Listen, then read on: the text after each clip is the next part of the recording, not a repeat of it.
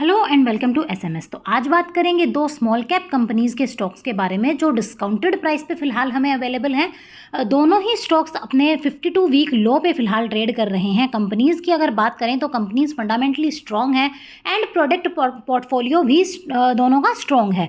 दोनों ही companies full potential रखती हैं फ्यूचर में बड़ी कंपनीज बनने का और आपको मल्टी बैगर रिटर्न्स प्रोवाइड करवाने का। So don't skip the video and subscribe जरूर कर लीजिए चैनल को और बेल आइकन को जरूर प्रेस कीजिए ताकि सबसे पहले ये इन्फॉर्मेटिव वीडियोस आप तक पहुंच सके। तो बात करते हैं कंपनीज के बारे में। तो सबसे पहली कंपनी जिसके बारे में हम बात कर रहे हैं वो प्लास्टिक प्रोडक्ट सेक्टर की स्मॉल कैप कंपनी है जिसका मार्केट कैपिटलाइजेशन 3,905 करोड़ रुपए के आसपास का है।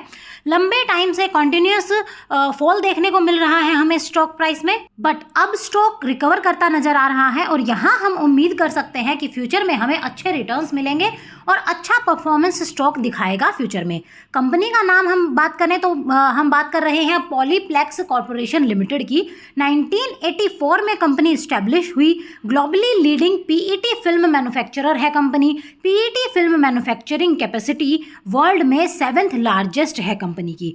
Company wide range of thickness and surface properties वाली पीईटी फिल्म्स मैन्युफैक्चर करती है जो कई तरह के एप्लीकेशंस में यूज होती है, like packaging, non food and food items packaging में। 75 कंट्रीज में स्ट्रॉन्ग प्रेजेंस रखती है company across Europe, America and more.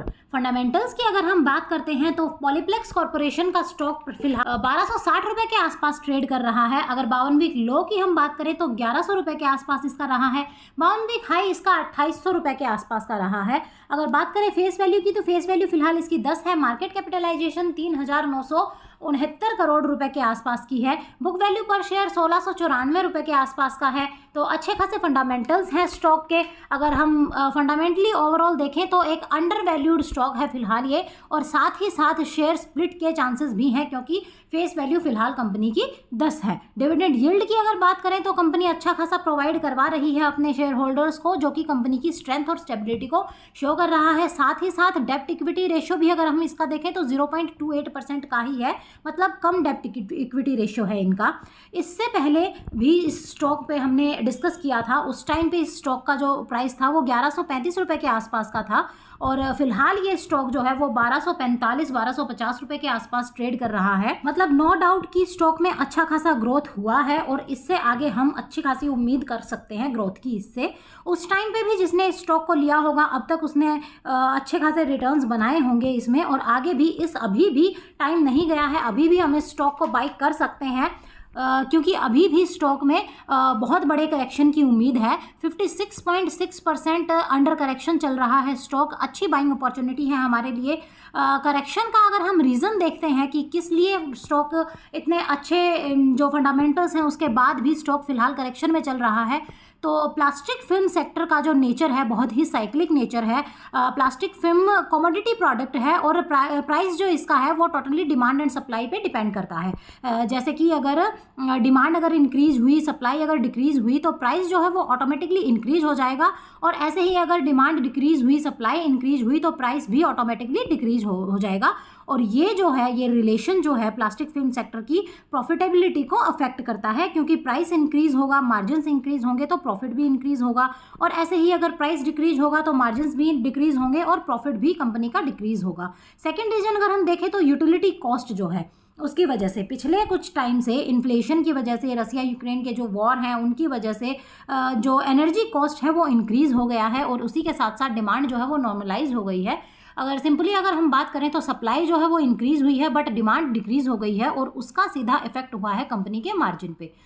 तो प्रॉफिट जो है वो कंपनी का डिक्रीज हुआ है और शेयर प्राइस ऑटोमेटिकली उसकी वजह से फॉल हो गया है।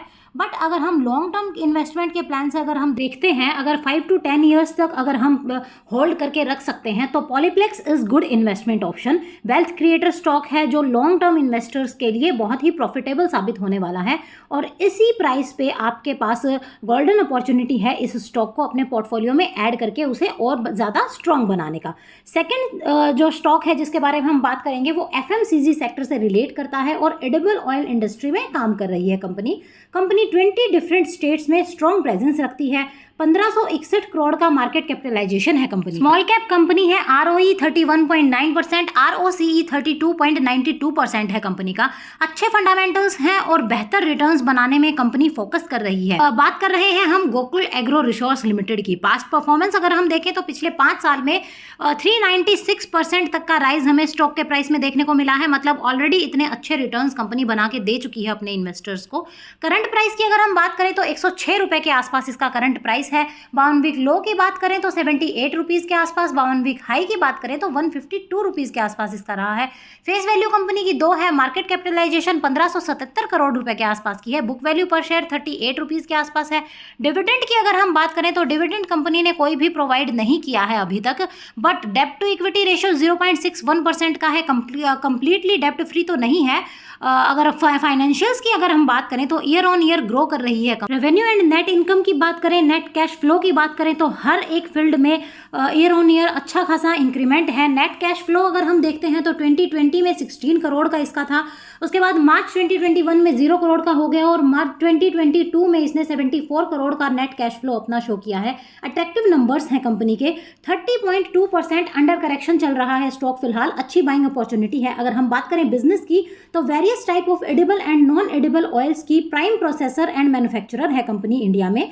प्रोडक्ट रेंज देखते हैं तो ग्लोबली कंज्यूम होने वाली सभी तरह के एडिबल ऑयल्स मैन्युफैक्चर करती है और नॉन एडिबल ऑयल्स में इंडिया की largest castor oil producing company है।